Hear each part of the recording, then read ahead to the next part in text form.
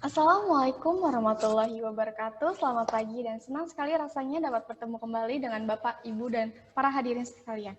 Saya Emilia yang akan menjadi MC acara virtual seminar and sharing session kali ini.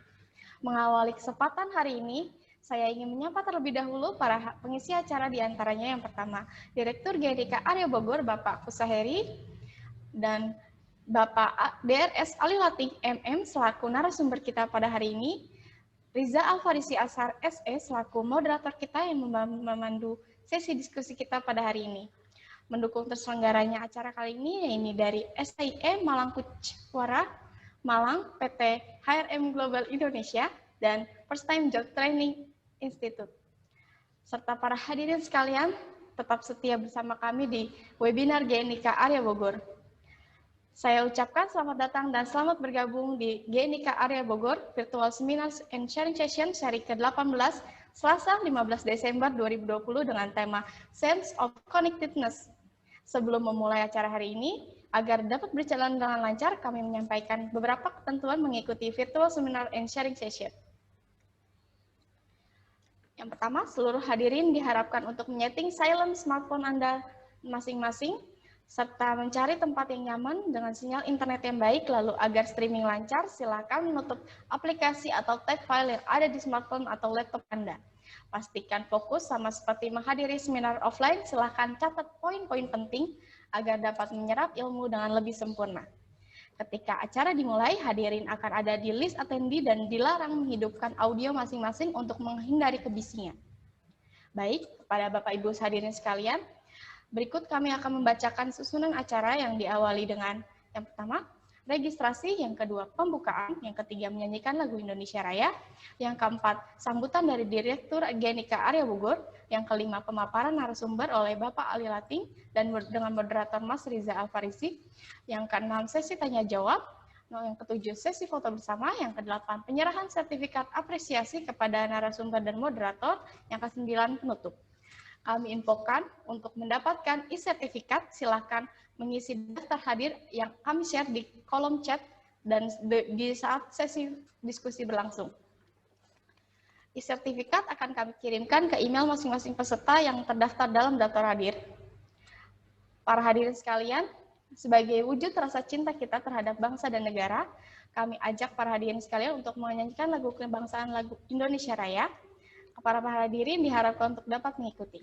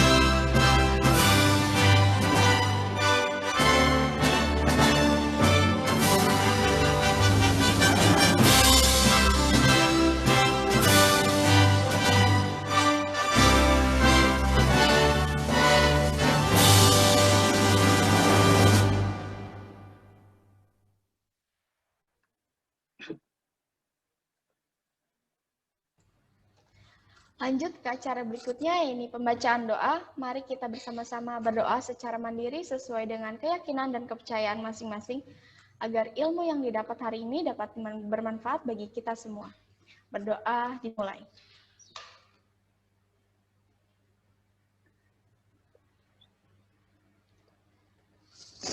Berdoa selesai. Para hadirin sekalian, agenda berikutnya ini kata sambutan dari Direktur GNIK Area Bogor, Bapak Kusaheri. Kami persilakan kepada Direktur Area Bogor untuk memberikan kata sambutannya. Baik, terima kasih Mbak Wanda. Yang saya hormati Bapak Dr. Andes Ali Lating, MM, selaku narasumber pada hari ini. Dan Alhamdulillah, Bapak Ibu sekalian, ini adalah untuk yang pertama kali GNIK untuk bulan Desember ini ya. Insya Allah untuk bulan Desember ini ada 5 agenda nanti ya. Kemudian para peserta yang kami hormati juga, serta tim GNIK yang kami banggakan. Assalamualaikum warahmatullahi wabarakatuh. Assalamualaikum warahmatullahi wabarakatuh. Bapak Ibu sekalian, yang saya hormati, narasumber hari ini adalah kita impor dari Malang nih. Impor dari Malang nih. Beliau juga senior saya waktu di Fakultas Ekonomi Universitas Brawijaya Malang. Beliau juga selain dosen tetap di STI Malang Kucekwara, itu juga beliau sebagai trainer ya atau motivator juga tentang ESQ. Jadi kalau Bapak Ibu sekalian mengundang untuk ini ya pelatihan ESQ bisa mengundang beliau nih. Ya, itu yang yang dipimpin oleh Pak Ari Ginanjar. Pak Ari ini ya. Panggilannya Kang Ari ya. Ya, Ari Agustin, Ari Ginanjar. Itu beliau itu dulu teman saya waktu pelatihan ini Seven Habit. Tapi rupanya beliau lebih melejit, lebih cepat. Bapak Ibu sekalian, yang saya hormati, saya infokan kepada Bapak Ibu sekalian bahwa selama vakum bulan November ini karena ada kesibukan-kesibukan terkait juga untuk rencana tahun depan. Jadi untuk Desember ini kita mulai lagi. Nanti ada, insya Allah ada 4 atau 5 agenda ya bulan Desember. Jadi selain hari Selasa hari ini, nanti Jumat masih ada lagi. Kemudian Selasanya ada lagi. Luar biasa padat di Desember ini. Ya mudah-mudahan bisa mengikuti semuanya dan ilmunya bisa bermanfaat. Baik, mungkin sambutan dari saya tidak banyak lebar, nanti akan ketemu pada waktu akhir sesi. Ya, nanti sekarang untuk waktu saya serahkan kepada pengatur acara yaitu MC Mbak Wanda. Selamat mengikuti webinar, semoga bermanfaat. Akhir kalam, assalamualaikum warahmatullahi wabarakatuh. Terima kasih kami ucapkan atas sambutan dari Bapak Kusaheri.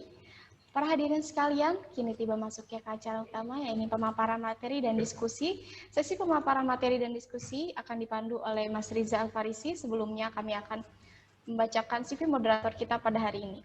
Nama lengkap, Mas Riza Alfarisi Ashar, melanjutkan pendidikan di S1 Universitas Ibnu Khaldun Bogor, jurusan Ekonomi Syariah. Beliau mengawali karir pada tahun 2017 di PT Asuransi Takaful Keluarga sebagai marketing. Pada tahun 2019, Dompet Duafa sebagai founder share. Pada 2020, First Time Job Training Institute sebagai manajer akademik dan marketing. Selanjutnya acara akan kami serahkan kepada moderator kita, kepada Mas Riza, kami persilakan. Terima kasih Mbak Emilia. Assalamualaikum warahmatullahi wabarakatuh. Waalaikumsalam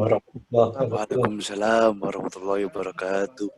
Ya, selamat pagi saya ucapkan kepada yang terhormat Bapak Kusaheri selaku Direktur Area GNIK Bogor, yang terhormat Bapak Ali Lating selaku narasumber kita pada hari ini.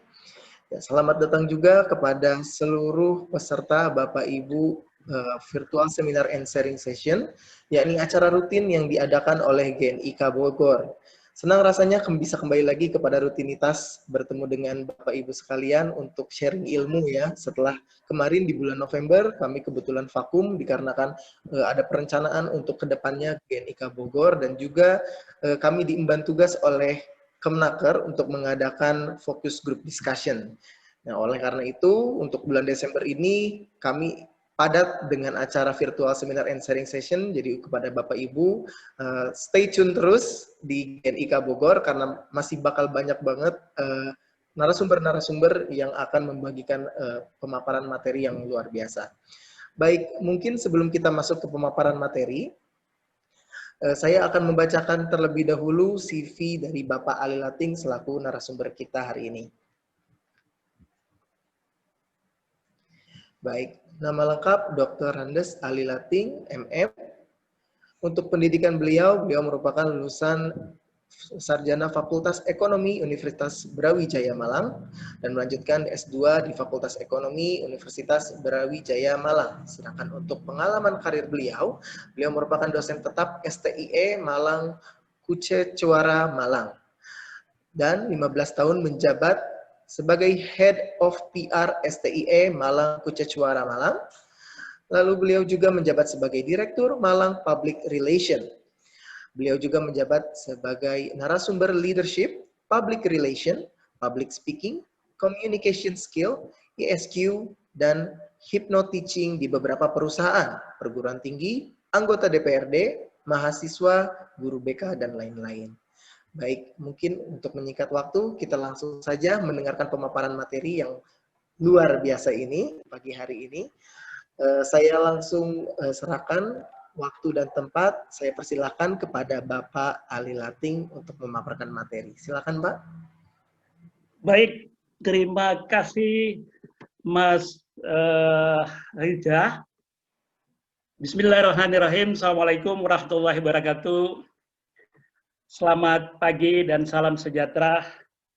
Alhamdulillah pagi ini kita bisa berkumpul di sini dalam kondisi sehat walafiat. Walaupun kondisi saat ini memang lagi kondisi banyak yang tidak sehat, kita bersyukur kita masih dalam kondisi sehat walafiat. Yang kedua, saya ucapkan terima kasih yang sedalam-dalamnya kepada Direktur GNIK Area Bogor, Bapak Kusaheri, yang telah memberikan kesempatan saya untuk tampil di sini.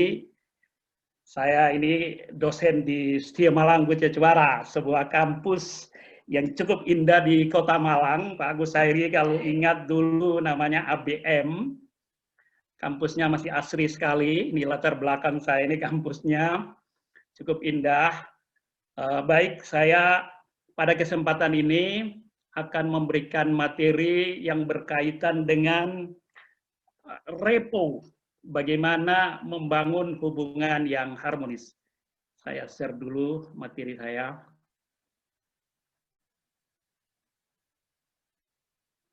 Ya.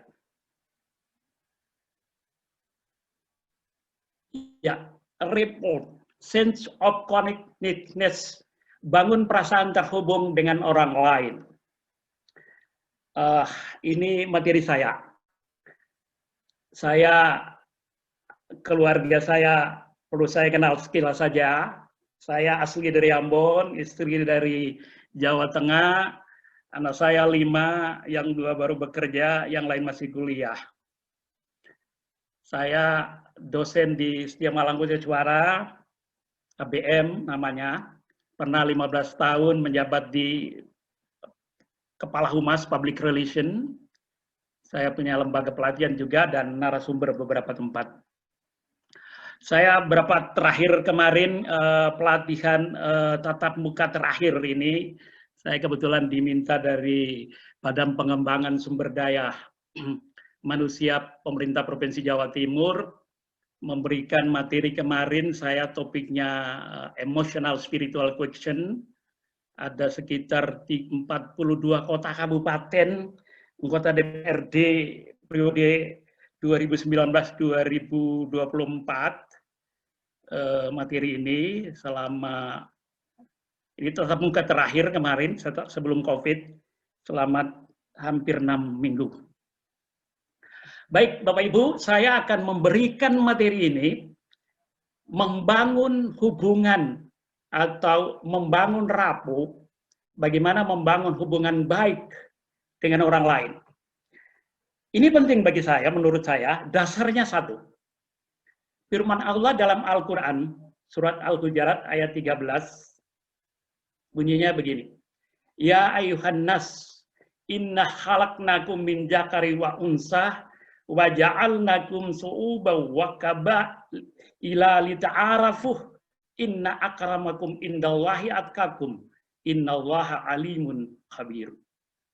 Hai manusia, sesungguhnya kami menciptakan kamu dari seorang laki-laki dan seorang perempuan dan menjadikan kamu berbangsa-bangsa, bersuku-suku, supaya kamu saling kenal mengenal.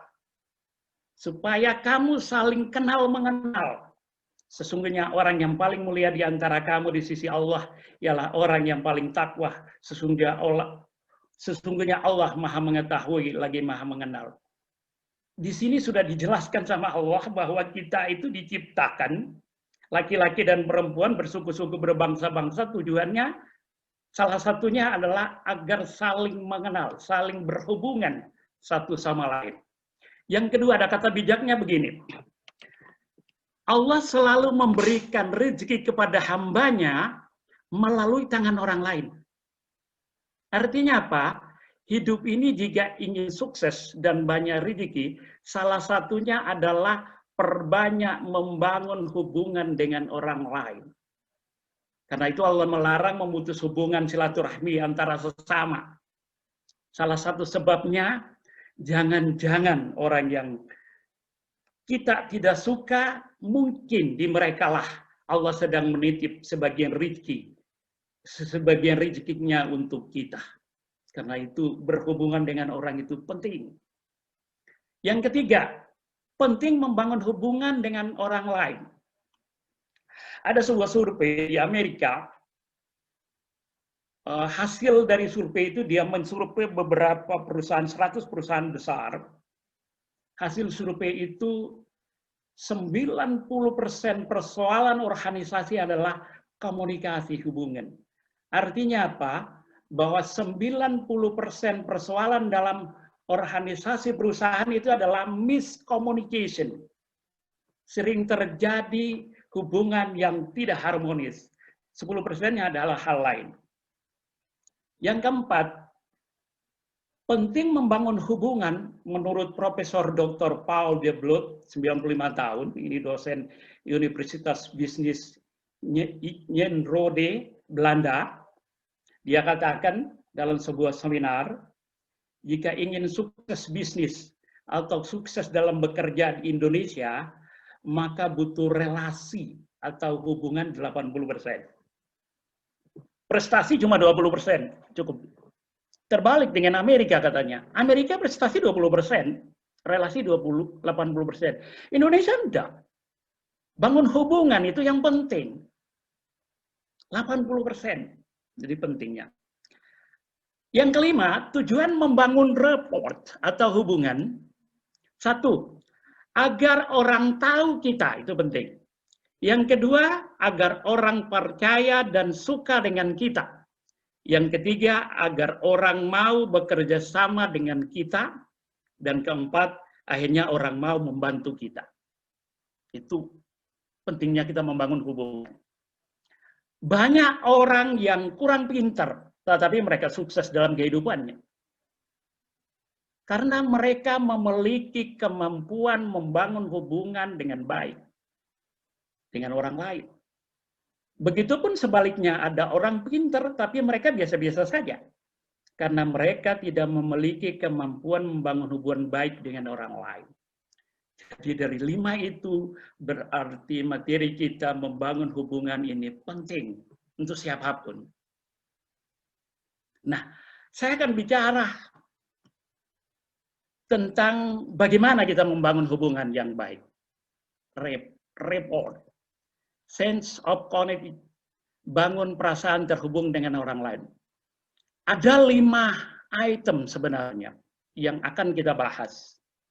Cuma pada kesempatan ini saya cuma akan membahas 2 item. Materi ini aslinya kalau saya bahas di perusahaan itu biasanya sekitar 5-6 jam.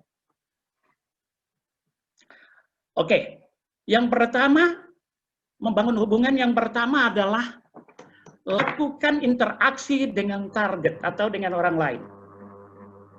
Yang kedua, bangun kesamaan pola komunikasi dengan target. Kita kadang-kadang pintar ngomong, tapi kita tidak bisa membangun pola komunikasi dengan orang lain. Yang ketiga, gunakan cara komunikasi yang sama dengan target. Dan yang keempat, kenali perbedaan komunikasi pria dan wanita. Sebenarnya pria dan wanita itu perbedaan komunikasinya jauh sekali. Dan yang kelima adalah bagaimana kita bisa berbicara dengan pikiran bawah sadar orang lain. Karena sebenarnya komunikasi itu besar sekali pengaruhnya kalau kita mampu nembus pikiran bawah sadar orang lain. 92% orang itu dikendalikan oleh pikiran bawah sadar.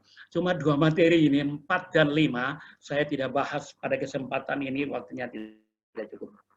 Saya akan bahas yang pertama, interaksi dengan target. Bagaimana kita membangun perasaan terhubung dengan agar direspon dengan baik oleh target.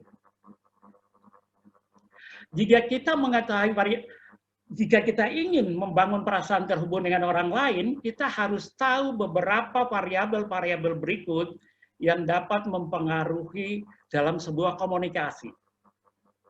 Hasil penelitian Profesor Albert Mahrabian dari University of Los Angeles tentang pengaruh komunikasi pada seseorang. Dia mengatakan bahwa verbal, kata-kata yang kita ucapkan dalam berkomunikasi itu hanya 7% pengaruhnya terhadap orang lain. Vokal, intonasi yang kita ucapkan memiliki pengaruh 38%. Intonasi, gaya bicaraan, tempo bicara, dan lain sebagainya. Visual, bahasa tubuh, itu pengaruhnya 55%. Mari kita bicara sedikit bagaimana kita melakukan interaksi dengan orang yang menjadi target agar cepat terjalin hubungan. Ada 8 dasar yang sering saya katakan. Dasar yang pertama adalah senyum. Kedua adalah salam. Ketiga adalah salaman. Keempat adalah salam-salaman. Sosial. Silaturahim. Sikon. Apresiasi. Dan 8 adalah suara.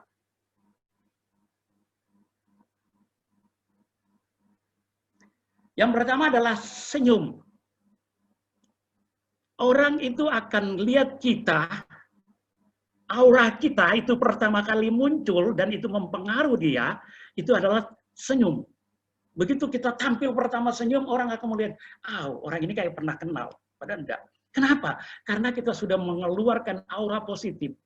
Itu menjadikan daya tarik bagi orang lain untuk ingin berkenalan dengan kita. Senyum. Penampilan pertama itu senyum. Yang kedua adalah salam. Makanya Anda lihat di beberapa perusahaan itu begitu kita masuk tuh orang senyum duluan, nggak di bank. Karena ini memang penampilan pertama tunjukkan aura positif kepada orang lain. Akan terkonek dengan orang. Yang kedua salam, menyapa orang.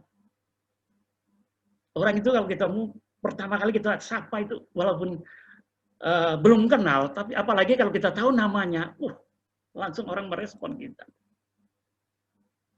Menyapa dulu. Selamat pagi Pak. Bagaimana Pak kabar hari ini? Alhamdulillah sehat. Wah, mudah-mudahan Bapak selalu dalam kondisi sehat. Senang sekali orang. Menyapa. Itu awal-awal kita membangun hubungan. Yang ketiga adalah salaman. Nah, karena kondisinya sekarang ini tidak boleh salaman pegang tangan. Tapi sebenarnya dasarnya kalau kita salaman, orang itu keras apapun, begitu kita pegang tangannya dan kita datang dengan aura positif, pasti dia akan diam. Karena begitu kita pegang tangannya, aura positif dalam tubuh kita itu tersalur kepada dia. Dia akan langsung respect dengan kita. Itu penting sekali. Dia tidak cuek. Yang berikut adalah sosial. Kalau kita sudah kenal orang, usahakan pertama kali kita memberikan sesuatu kepada orang. Entah apa. Karena orang itu pernah dikasih sesuatu, itu diingat, walaupun itu tidak terlalu penting bagi dia. Karena dia merasa ada perhatian. Betul. Karena itu dalam agama itu begitu kita niatin keluarkan satu, dibalas oleh Tuhan. Makanya sosial ini sering saya katakan, memberikan aja, jangan dipikir datang dari orang itu. Pasti Allah akan memberikan dalam bentuk yang lain. Makanya sosial itu penting. Itu untuk membangun hubungan dengan orang. Yang kelima adalah silaturahim. Maka kita sekarang sudah mulai banyak di grup. Makanya teman-teman itu kan mesti nanya, ini teman kita di mana? Karena tidak pernah aktif di grup. Silaturahim seperti ini. Silaturahim itu bisa datang ke rumah orang. Itu penting. Supaya orang di memorinya itu mengingat kita. Oh, ini pernah ke rumah saya dulu. Itu penting. Itu interaksi yang kita ciptakan agar orang selalu punya kesan baik bagi kita. Yang berikut adalah sikon. Situasi dan kondisi. Nah, kalau kita berbicara dalam komunikasi, itu kita perlu memperhatikan situasi dan kondisi. Tidak semua yang kita miliki dan kita tahu kita bicarakan. Ada 3 hal saat kita komunikasi yang perlu diperhatikan. Yang pertama, apa yang kita bicarakan harus sesuai dengan hati nurani. Yang kedua, fakta. Baru yang ketiga, situasi saat itu. Sesuai hati nurani, sesuai fakta, situasi saat itu tidak memungkinkan untuk disampaikan, jangan disampaikan. Sederhana saja kita. Kita ke rumah sakit, kita lihat teman kita, bapaknya sakit. Si hati nurani kita, kayak teman apa? Teman saya, bapaknya kemarin juga sakit. Terus faktanya kita tahu juga. Terus kita ngomongin, kita tanya begini, Pak, sakit apa Pak? Ya di pinggul saya ini sudah 3 hari cekot-cekot.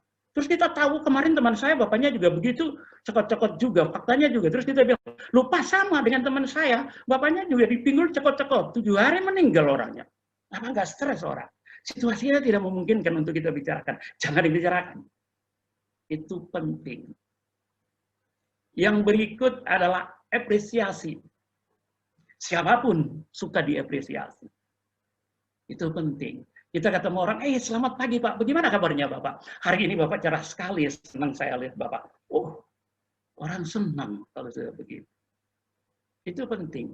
Kita lupa, hal-hal kecil seperti begitu kita lupa. Kita bilang itu basa-basi, memang itu betul. Tapi itu cara untuk kita interaksi dengan orang lebih cepat. Ya. Yang ke-8 adalah suara. Gunakan suara yang tegas dan terukur.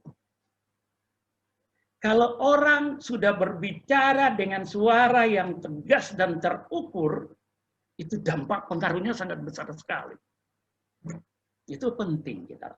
Saya ingin keluarkan video ini. Mohon maaf, saya tidak kampanye di sini, tapi ini sering dipakai oleh beberapa narasumber juga berkaitan dengan intonasi suara. Coba perhatikan. Kepada pasangan calon nomor 3. Bapak-bapak dari pasangan calon nomor 3, silakan menyampaikan closing statement. Perhatikan dan komitmen Anda pada warga Jakarta. Waktunya 1,5 menit. Cara dan tata cara dan struktur dan intonasi dan gaya bicaranya. Itu pengaruhnya besar. Mayoritas warga Jakarta Perhatikan. menginginkan gubernur baru. Ya. Jelas mereka menginginkan perubahan.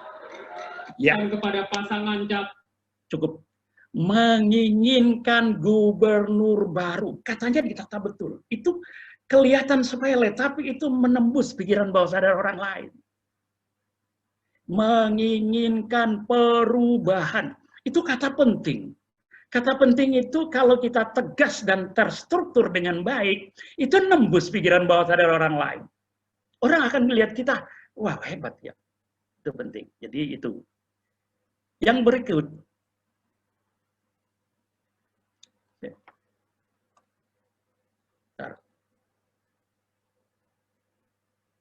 Ya. Ini masih kita bicara dilakukan interaksi dengan target. Yang kedua, agar kita dipercaya,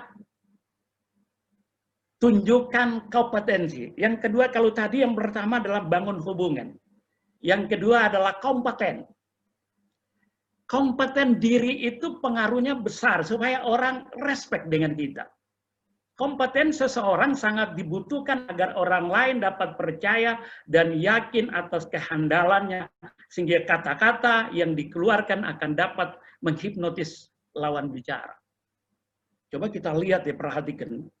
Banyak para kiai itu ngomongnya biasa-biasa, intonasinya biasa. Tapi karena dia memiliki kompeten, figur yang dipandang, kata-kata itu kalau keluar nembus. Makanya kita harus jadikan diri figur yang dipandang, kompeten diri. Itu penting. Yang pertama, sisipkan stimulus persepsi. Itu yang penting. Satu, kita bahas. Yang kedua, busana yang dipakai terkondisi. Itu penting. Orang akan melihat kita hebat itu kelihatan sepele dari busana yang kita pakai. Yang ketiga, gerak tubuh yang terukur. Yang berikut, jujur saat berbicara, itu pengaruh.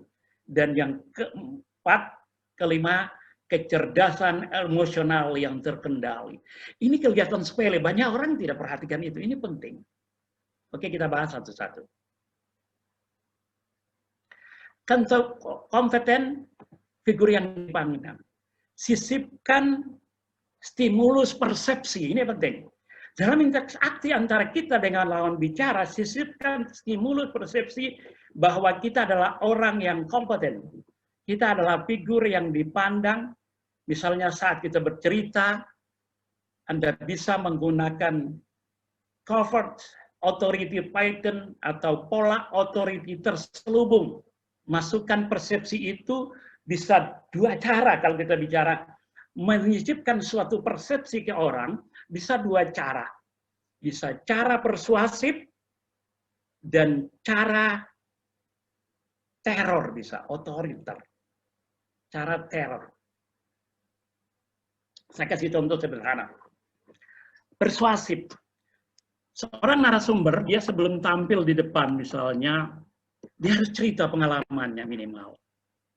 Walaupun dia cerita misalnya, beberapa waktu lalu saya terakhir memberikan pelatihan tatap muka dengan anggota DPRD seluruh kota dan kabupaten. Itu sebenarnya ada persepsi yang kita lihat. Orang tidak mendengar ceritanya, tapi yang masuk di pikiran bawah sadar orang itu, oh dia ngasih ke sekian banyak orang itu. Kan begitu, itu persepsi.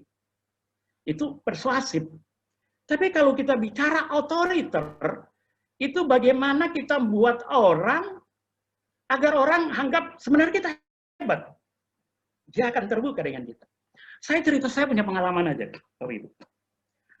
Saya, mohon maaf, pernah ditunjuk teman. Ada sebuah pasar di Surabaya, Pasar Lontar Manukan namanya. Pasar itu 11 tahun, cicilan rukonya, ada 100 ruko, cicilan rukonya tidak dibayar orang. Waktu itu rata-rata saya masih ingat cicilan ruko pada saat itu masih cuma 6 juta. Orang-orang itu sudah 11 tahun, rukonya dijual 30 juta, nggak mau bayar cicilan. Saya dengan yang itu, Pak Ali bisa nangani ini.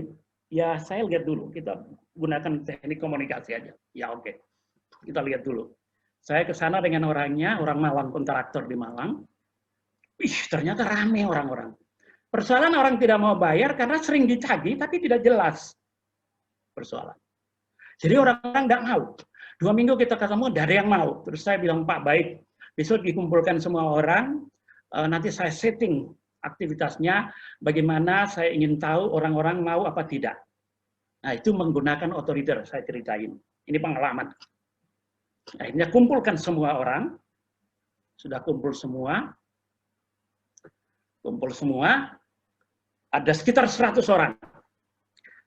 Ada teman saya bicara dulu, baru pemiliknya bicara, terus ada teman saya bicara, dia menasehati. Setelah itu dia seorang kiai lah, karena di sana orang-orang banyak ini, jadi dia nasihati mereka, terus diserahkan ke saya. Saya sudah settingnya bagaimana cara saya ingin tahu orang-orang ini benar mau bayar atau tidak bayar. Tekniknya sederhana, ini menggunakan jadikan diri figur yang dipandang dengan menggunakan teror sebenarnya, bahasanya teror. Apa saya bilang? Bapak Ibu, saya ditugasin sama pemilik, beliau namanya Pak Tris waktu itu, sama Pak Tris, saya untuk menangani pembayaran Bapak Ibu sekalian ini, karena ini sudah hampir 11 tahun, dan ini saya setting betul, saya ingin tahu apa mereka mau bayar atau tidak. Sudah 11 tahun sehingga inflasi kita sudah 300%. Sehingga pembayaran bapak-bapak ini harus 3 kali lipat. Jadi yang belum bayar 6 juta harus jadi 18 juta, dan yang belum bayar 2,5 juta jadi 7,5 juta. Bapak-bapak akan berpikir, Bapak Ibu peserta, coba perhatikan. Orang tidak mau bayar, tapi saya justru meningkatkan bayarnya. Apa yang terjadi? Semua pada protes. Lu enggak mau Pak, enggak mau Pak. Begitu dia bilang kata tidak mau, saya sudah bisa mendeteksi di pikiran bawah sadar dia bahwa dia mau bayar tapi tidak boleh dinaikkan. Itu kan logika berpikir begitu. Oh, enggak bisa, saya gayanya anu lagi. Enggak bisa dong, ini kan sudah 11 tahun Bapak Ibu. Padahal 11 tahun itu teman saya menggunakan pengacara dan marinir. Anu pensiunan marinir, enggak ada yang mau bayar. Oh, begitu saya bilang begitu, semua pada, enggak mau Pak, enggak mau Pak. Kalau orang tidak mau karena naik, berarti solusinya kan sederhana. Tinggal diturunkan, kan begitu. Tapi tekniknya harus ditata dengan baik. Apa saya bilang? Enggak boleh Pak, kayaknya saya ngotot dulu. Akhirnya, oh jangan Pak, Pak kita tidak mau Pak. Oke deh, bagaimana kalau saya turunkan cuma 200% Bapak Ibu? Udah boleh Pak, kita enggak mau juga, kita enggak mau Pak. Loh terus bagaimana ini 11 tahun, Bapak-bapak jual rukonya 30 juta Pak. Enggak boleh dong, enggak bisa. Akhirnya apa yang mereka, begini Pak, ada yang usul, begini Pak, kita akan mau Pak bayar, tapi tolong jangan dinaikkan. Nah kan sudah tahu solusinya, tapi oh enggak boleh, masih dimainkan dulu, supaya dia penasaran kan. Nah, terakhir saya bilang, oke deh, saya mau turunkan, saya bertanggung jawab kepada Pak Tris, saya mau turunkan catatan, tanda tangan dulu. Saya sudah siapkan nama-nama semua, harus tanda tangan. Kenapa harus tanda tangan pada saat itu? Itu formalnya. Kenapa? Karena sudah 11 tahun transaksi tidak terjadi, rukonya bisa jadi miliknya dia. Makanya saya buat tanda tangan semua, oke kita komitmen, saya bilang 2 bulan harus bisa lunas. Setuju ya? Setuju. 2 bulan benar lunas Bapak Ibu. Itu namanya teknik. Begitu saya tiap hari datang, orang anggap saya hebat karena saya sudah mampu menurunkan. Padahal enggak. Itu permainan pikiran bawah sadar orang lain. Itu teknik otoriter. Dalam menjadikan itu kita menyisipkan stimulus persepsi pada orang. Yang kedua, kompeten figur yang dipandang. Saya sering katakan busana yang dipakai terkondisi dengan baik itu punya pengaruh besar Bapak Ibu.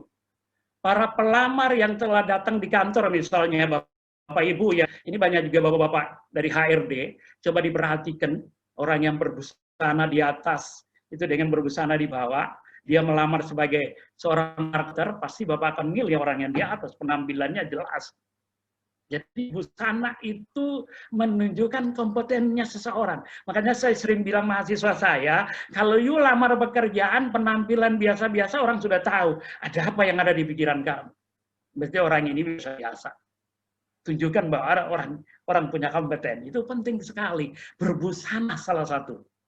Yang kedua, orang kompeten itu gerak tubuhnya terukur. Cara jalannya, enggak jalannya 30 cm, 80 cm, 70 cm, oh enggak boleh. Terukur. 40 cm atau 50 cm, 50. Langkah kakinya itu terukur. Cara duduknya pun terukur, orang kan kelihatan. Orang perempuan kalau ludu biasa-biasa kan kelihatan, tapi kakinya dilipat, nah itu kompeten orang perempuan. Maaf Pak Ali, interupsi untuk PPT-nya tidak jalan ya, masih di yang sisipkan stimulus persepsi. Iya, nggak ini. Coba nggak jalan ya? Iya, coba di stop share terus di share ulang Pak. Mohon maaf. Gitu ya. Sorry. Oh lah. Kenapa itu Mas? Sepertinya ya ada error mungkin Pak, makanya coba di share ulang. Ya, ini? Oke. Oke? Ya, oke Pak. Jalan ya? Jalan Pak. Oke, terima kasih. Oke. Ya, jalan Pak ya. Kalau kurang anu langsung di kontak saya Mas Rija. Siap Pak. Baik. Yang berikut, kompeten yang berikut. Jujur. Nah, orang akan percaya dengan kita jika kita jujur, komitmen. Apa yang kita bicarakan harus sesuai dengan yang kita lakukan. Itu penting sekali Bapak Ibu. Sekali kita bicara dengan seseorang yang tidak jujur, tidak komitmen, selamanya kita dianggap sampah dan tidak akan dipercaya lagi dan tidak akan mau bersahabat dengan kita. Itu penting. Kejujuran. Yang berikut adalah kecerdasan emosional terkendali. Orang-orang kompeten atau figur yang dipandang adalah orang-orang yang mampu mengendalikan emosi kapanpun, pada saat yang bagaimanapun juga, emosinya selalu terukur dan terkendali dengan baik. Kemampuan mengendalikan emosi diri adalah bagian dari peningkatan energi diri, itu penting sekali. Emosi. Saya sedikit cerita lagi, pada saat saya menangani pasar lontar Manuan itu, begitu saya datang, orang mesti marah-marah. Gebrang meja, saya kan, rumah saya sudah ini kok dibaca orang lain. Ya saya harus tenang aja dia. Tidak boleh berubah apapun. Kalau kita berubah orang anggap kita takut, apalagi mohon maaf Pak, enggak boleh. Tenang aja, santai aja. Biar dia berbicara sampai selesai. Emosi dikendalikan dengan baik. Itu penting. Kalau tidak orang hantam kita di situ. Ya, itu penting emosional. Saya punya video ini, Bapak bisa lihat, ini seorang leader yang memang mampu mengendalikan emosi dengan baik. It happened as Prince Charles was being introduced to the crowd at Darling Harbour. There were 2 shots. Itu kedengaran apa Bapak Ibu? Tembakan itu. Lagi ditembak.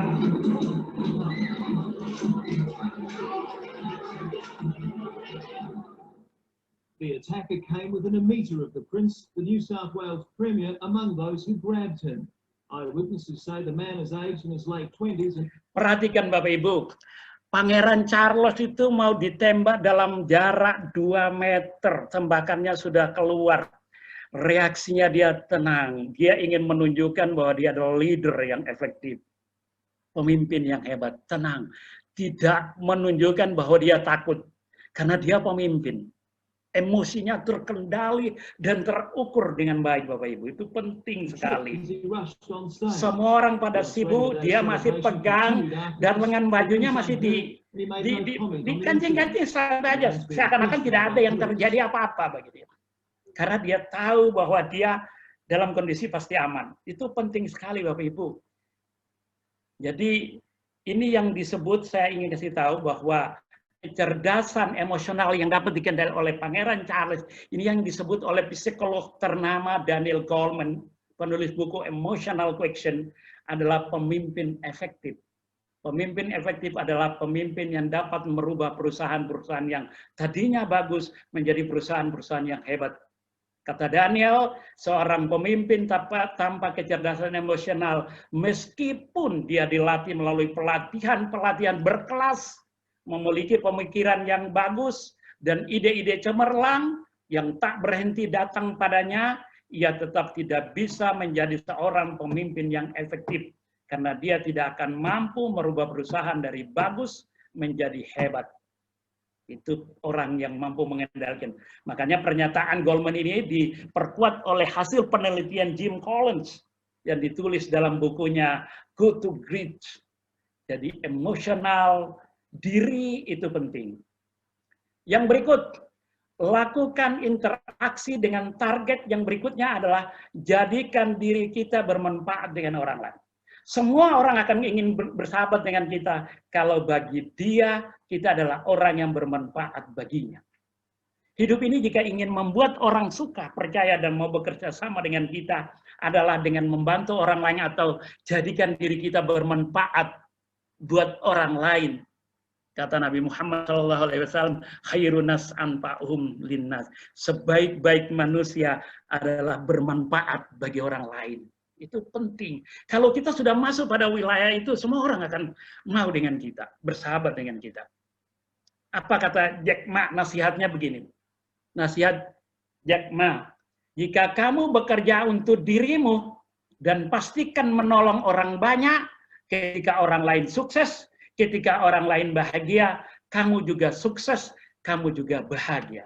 Itu kata Jack Ma. Jadi penting. Coba kita lihat. When we think about this, start to do it. I saw a lot of people, young people, have fantastic ideas every evening. But in the morning, they go to the office again. Make the move, make the action. To everybody, to any person, tomorrow is new. And believe one thing, this is also another last advice I want to give you. You have to work very hard, right? Either work for the others or work for yourself. And I choose the way, work for myself. But working for myself, that means working for the society. If you really want to work for yourself, think about the others. The DT time, making sure you help others, because only when the other people are successful, when the other people are happy, you will be successful, you will be happy. Ya. Thank you very much. Jadi kalau kita ingin bekerja membantu orang lain sukses, orang lain bahagia, kita akan dapat dua-duanya, sukses dan bahagia. Yang berikut, bangun kesamaan pola komunikasi dengan target. Kita akan bicara masuk pada interaksi yang berikutnya adalah bangun kesamaan pola komunikasi dengan target. Nah, saya akan bicara sedikit-sedikit tentang rapport. Membangun rapport secara non-verbal. Sering kita sebut dengan mirroring. Coba perhatikan Bapak Ibu. Lady Diana sedang membangun rapport secara non-verbal dengan anak kecil. Ia mencoba membungkukkan badannya dan matanya di atas mata anak itu dan menyalaminya dan membuat ketinggian antara dia dengan anak itu sama. Pada saat itulah muncul kesamaan, muncul juga rasa aman dan rasa nyaman. Sehingga orang menjadi suka dan percaya dengan kita, sehingga orang mau terbuka dan dengan kita, dan orang mau cerita masalahnya dengan kita. Jadi itu namanya mirroring, bangun kesamaan. Dia tidak berdiri sambil bicara dengan anak itu. Kalau dia berdiri, anak itu tidak respon. Tapi dia sengaja membungkukkan badannya, menyalami, dan pandangan matanya sejajar. Itu namanya mirroring. Coba kita perhatikan mirroring. Mirroring itu cermin diri secara tersamar. Jadi kesamaan secara non-verbal dilakukan dengan mirroring atau cermin diri secara tersamar. Menyesuaikan pola gerak kita dengan pola gerak lawan. Kenapa ini penting Bapak Ibu? Karena hampir 93% kesuksesan komunikasi dimulai dari memperhatikan hal-hal yang non-verbal. Mirroring. Penting sekali. Coba kita perhatikan, Obama mirroring yang dilakukan Obama dengan tamunya. Begitu tamunya mengangkat jasnya di belakang, dia juga ikut. Obama ini orang yang memiliki kemampuan membangun komunikasi nonverbal sangat bagus. Jadi dia tahu. Begitu dia nonton pacuan kuda, kalau nggak salah ini, tamunya Perdana Menteri ini juga mengangkat tangan di dagu, dia juga ikut. Begitu dia bertemu dengan Donald Trump, tangannya begini, kakinya terbuka, dia ikut. Begitu dengan Pangeran William, kakinya diangkat, dia juga ikut ngangkat. Jika kita ingin sukses membangun hubungan secara nonverbal, maka perlu memahami keterampilan membangun repo secara nonverbal. proses keterampilan membangun repo itu penting. Dimulai dari satu, hargai dulu. Hargai cara berpikir orang lain dan keputusan-keputusan mereka, dan jangan pernah menyalahkan keputusan mereka, respect terhadap cara berpikir mereka, itu satu. Yang kedua, amati. Perhatikan postur, gerakan tubuh mereka, ekspresi mereka, apakah langsung kita ikuti, kita samakan, tidak. Kita lakukan proses menunggu dulu. Tidak boleh keburu-buru. Kita menunggu dulu saat mereka berubah posisi. Jadi tunggu, kita menunggu dulu saat mereka berubah posisi, tidak langsung diikuti. Selama mereka masih berbicara, tunggu saja dulu. Baru setelah itu ikuti. Kalau masih berbicara, tunggu saja. Kalau sudah selesai berbicara, baru saat itulah kita ikuti.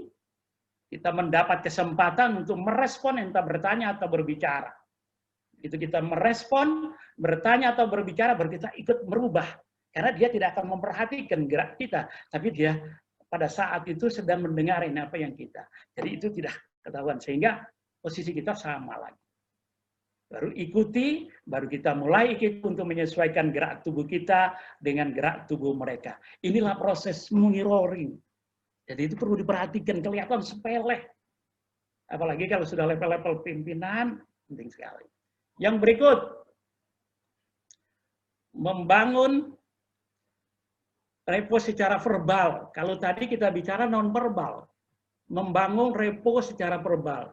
Berikut ini membangun hubungan secara verbal. Perhatikan, kata-kata yang kita gunakan mencerminkan pola pikir yang kita gunakan.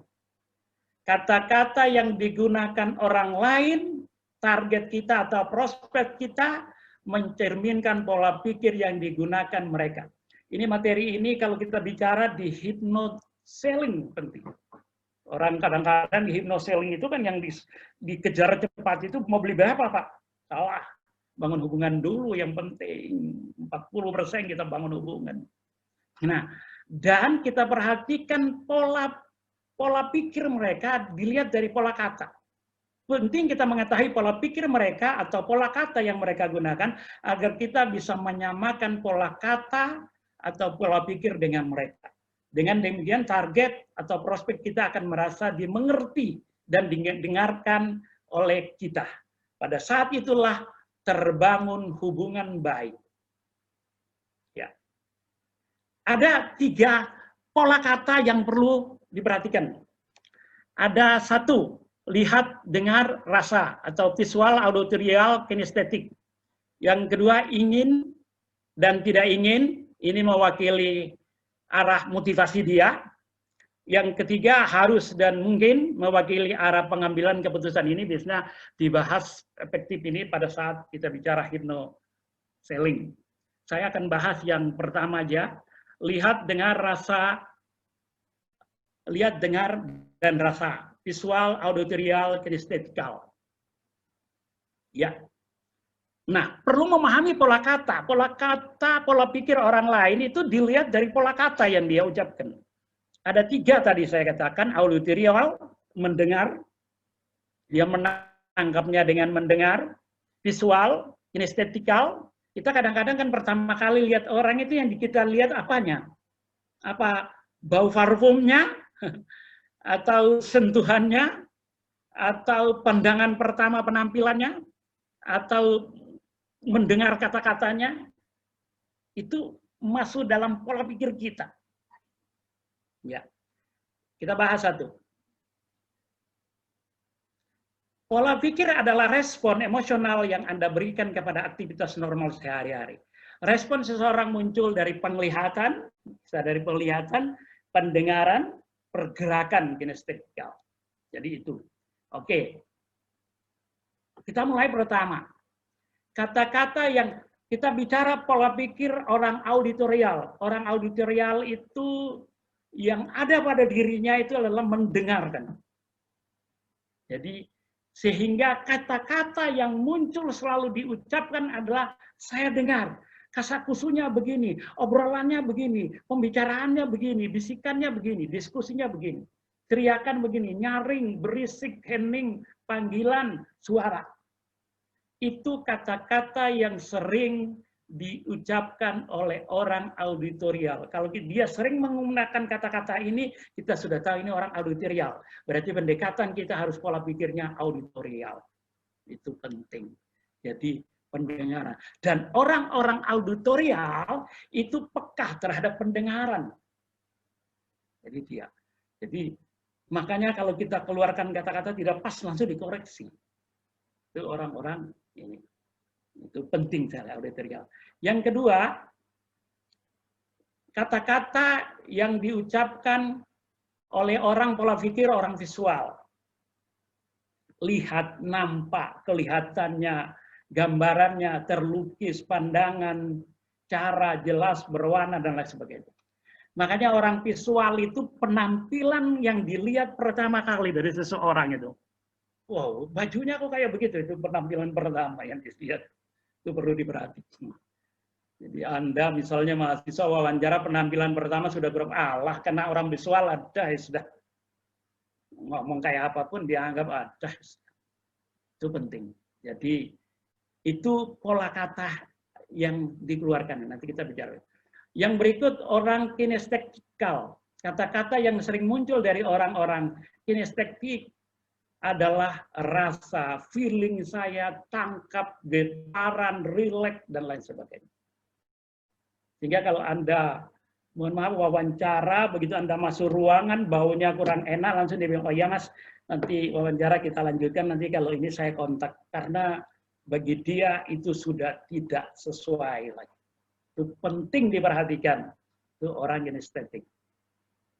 Nah, kalau kita sudah paham itu, kita akan bisa menggunakan pendekatan seperti gitu. Misalnya begini, sering orang salah karena pendekatan pola pikir berbeda.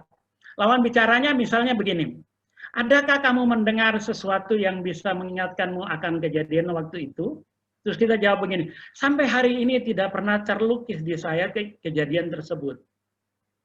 Kedengarannya sama, kedengarannya. Tapi yang digunakan lawan bicara kita adalah orang audio, mendengar. Kita jawabnya menggunakan visual, terlukis, betul kedengarannya sama. Tapi nembus ke pikiran bawah sadarnya masih lambat itu. Itu perlu diperhatikan. Ya, 82% itu pikiran kita dikendalikan pikiran bawah sadar. Tuh, jadi perhatikan itu. Yang berikut, lawan bicara. Coba perlihatkan kepada saya bagaimana pandangan kamu akan hal itu. Kita jawabnya begini, menurut perasaan saya, hal tersebut sangat menyenangkan. Ya betul, tapi kan pendekatan dia kan berbeda. Perlihatkan, visual. Kita jawab kinestetik, perasaan. Ya nyambung, tapi konektisitasnya tuh rendah. Reponya rendah. Yang berikut, lawan bicara. Bagaimana Anda menangkap keterangan yang disampaikan? Kita jawab, saya mendengar dengan jelas apa yang disampaikan. Betul. Jawabnya betul. Kan dia menggunakan pendekatan kinestetik. Kita menggunakan pendekatan audio. Itu konektisitasnya rendah. Itu kadang-kadang tidak diperhatikan. Kalau ada orang sibuk betul, sudah lupa. Penting. Oke, berikut. Jadi, bila kita meluangkan waktu untuk memperhatikan pola kata mereka, kita bisa menemukan cara berpikir mereka. Gunakan pola kata yang sama, dan mereka akan merasa dipahami, dimengerti, dan didengarkan. Saat inilah akan terbangun hubungan baik rapport yang kita harapkan. Jadi, gunakan pendekatan pola kata dengan mereka. Sebentar lagi nih, habis sedikit lagi. Yang berikut, yang ketiga, yang keempat, dan kelima saya tidak lanjutkan. Yang ketiga, gunakan gaya komunikasi yang sama dengan target melalui cara mengenal watak karakter. Nah, kita banyak ngomong dengan orang, tidak pernah kita memandang karakter orang. Itu penting. Perhatikan. Saya ingin menjelaskan kepada Anda bahwa ini saya buat ada dua sumbu kanan dan kiri, sumbu Y, garis bagi atas bawah. Yang di atas ini adalah orang-orang aktif, sedangkan di bawah ini adalah orang-orang pasif. Sedangkan yang sebelah kanan, sumbu Y kanannya, sebelah kanan X kanan, itu adalah orang-orang orientasi pada pekerjaan, hasil, dan orang-orang orientasi pada manusia, hubungan. Jadi berarti orang-orang sebelah kiri ini ada yang aktif dan pasif, berhubungan dengan manusia, lebih orientasi bersahabat, dan orang yang sebelah kanan ini orang aktif dan pasif, tadi tidak berorientasi bersahabat. Kita harus tahu karakter orang-orang tersebut. Karena karakter-karakter orang yang bertentangan dengan karakter kita dalam kita berkomunikasi, gaya komunikasi yang kita ucapkan pasti hanya bertolak belakang. Ya, berikut. Coba kita perhatikan orang-orang yang karakter koleris, tadi kalau saya sudah bilang ini orang-orang karakter koleris ini cuma sebelah kanan ini koleris, jadi orangnya aktif, orientasi manusia, pekerjaan, itu ada orang koleris, populasinya di dunia 3%. Ini orang-orang yang takut dimanfaatkan, ini leader biasanya, jadi pemimpin. Sedangkan sebelah kiri atas, populasi di dunia 11%. Ini orang-orang sanguin, takut ditolak. Orang-orang ini orang-orang yang ceria, orientasi pada manusia, dan aktif. Sedangkan yang bawah, sebelah kiri bawah, populasinya di dunia 69%. Ini orang-orang pragmatis. Orang-orang yang tidak terlalu aktif, tapi mereka orientasi bersahabat.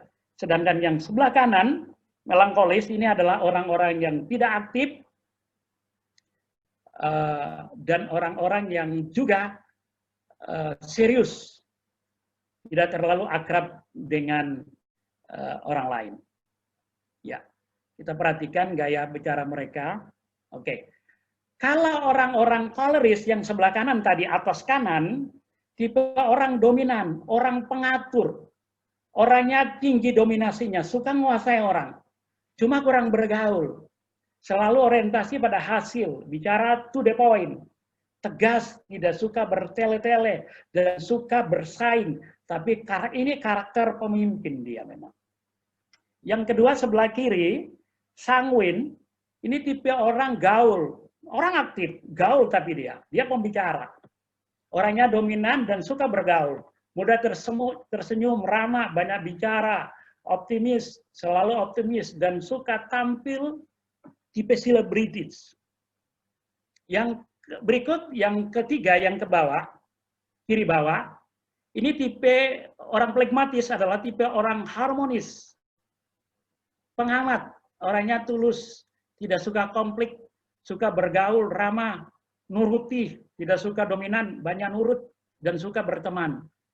Yang sebelah kanan bawah, tipe orang, ini orang melankolis, tipe orang sempurna.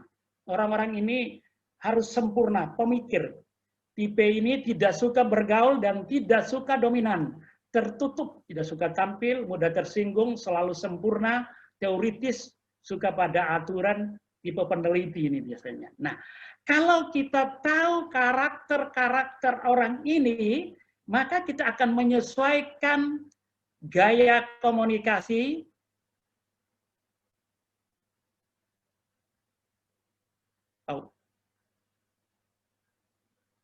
Nah, kita akan menyesuaikan gaya komunikasi kita dengan mereka. Seperti orang koleris, gaya komunikasi dengan mereka apa? Tunjukkan kita antusias. Oh, dengan apa yang dia omongkan. Oh, begitu Pak ya. Kita hargai betul. Dan kita ikut terus. Kita ikut arus bicara mereka. Oh, begitu Pak ya. Terus gimana lagi Pak? Wah, dia senang. Orang-orang begini suka. Dia suka seperti gitu. Antusias, pokoknya serius. Tidak boleh ngomong dengan mereka bertele-tele.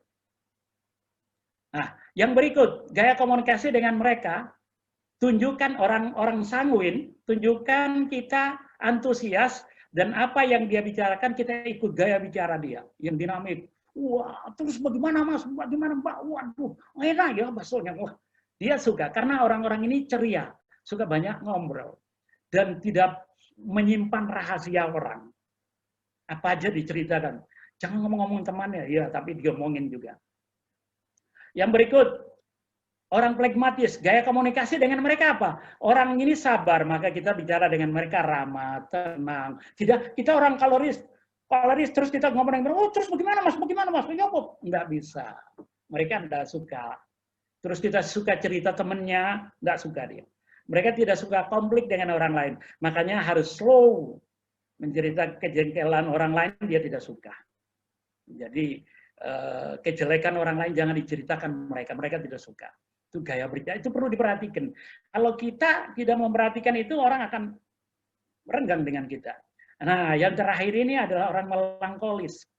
Ini kayak komunikasi dengan mereka, kalau kita selalu bicara dengan mereka, dasarnya teori. Makanya kalau di kelas ada anak mahasiswa diskusikan, loh ini menurut ini begini, itu orang-orang melankolis. Faktanya tidak ceroboh, tidak banyak gurau, tidak banyak bicara, empati. Nah, orang-orang begini kan kita sering ketemu kalau ada teman seperti begini misalnya. Suatu saat dia tidak ikut acara dengan kita, diskusi dengan kita, terus kita bilang begini, Mas, kemarin kok kenapa? Mbak, kenapa kemarin kok tidak datang, kita ada acara diskusi kok ini? Lalu mohon maaf, saya kan di rumah sakit, nunggu ibu saya sakit. Terus kita bilang, oh ya lain kali datang loh ya. Itu kata-kata bagi mereka tidak simpati, tidak empati. Mereka tidak akan respon. Apa yang harus kita jawab kepada mereka seperti ini? Misalnya kita, Mbak kemarin kenapa kok tidak datang? Lah saya di rumah sakit nunggu ibu saya sudah 1 minggu ya belum sembuh. Kita langsung respon, loh kapan sakitnya kok tidak ngomong? Aduh sakit apa Mbak? Nggak usah bicara, besok datang, dia akan datang sudah. Karena dia sudah merasa ada empati dari orang lain, itu penting. Jadi harus kita menyesuaikan gaya komunikasi dengan mereka. Nah, ini materi saya akan bahas cuma sampai di sini. Mudah-mudahan bermanfaat. Jika nanti kalau ada pertanyaan, boleh saya buka pertanyaan, Pak Kus. Mas moderator, Mas Rija, cukup ya?